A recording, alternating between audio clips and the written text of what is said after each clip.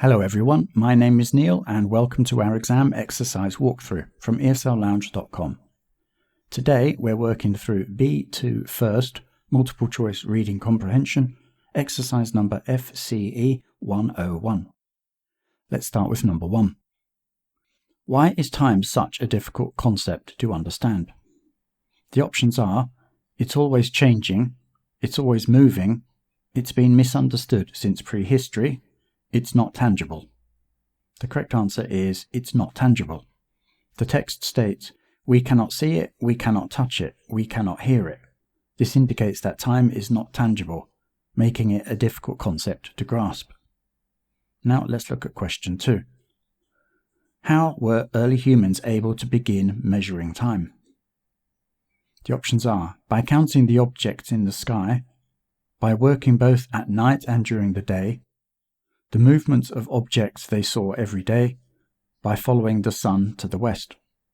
The correct answer is the movements of objects they saw every day. The passage explains, in early human history, the only changes that seemed to repeat themselves evenly were the movements of objects in the sky. This shows that early humans began measuring time based on these movements. Next up, question 3. How did the concept of seasons become understood? The options are: by tracking the sun's movements through the months, by noting the differences in temperature, by measuring the length of the days, with the introduction of early calendars. The correct answer is by tracking the sun's movement through the months. The text mentions people saw the sun rise higher in the sky during the summer than in winter.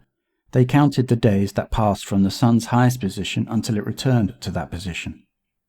This indicates that seasons were understood by tracking the sun's movements. On to question 4. How would an early human have defined a month?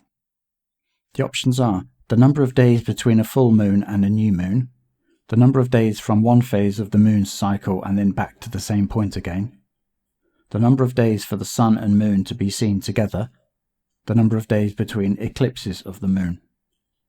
The correct answer is the number of days from one phase of the moon cycle and then back to the same point again. The passage states, the early humans counted the number of times the sun appeared between full moons. They learned that this number always remained the same, about 29 suns.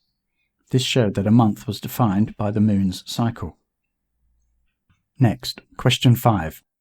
Why did the move towards farming require a better understanding of time?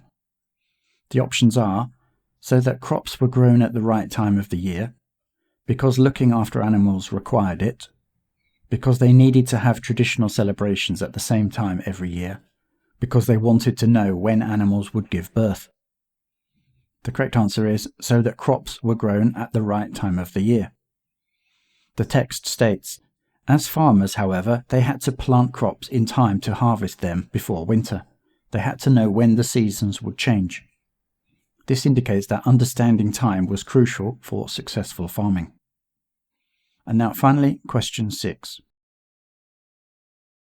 What is the meaning of the word forced in the penultimate paragraph? The options are: the wise men were given no choice, the crops wouldn't grow without the calendars, time became a lot more important, it was critical for survival.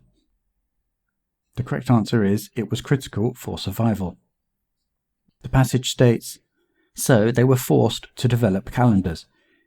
Being able to track time was therefore much more important when they were farming compared to when they were hunting. That's all for today from esl-lounge.com. Thanks for joining me. See you next time.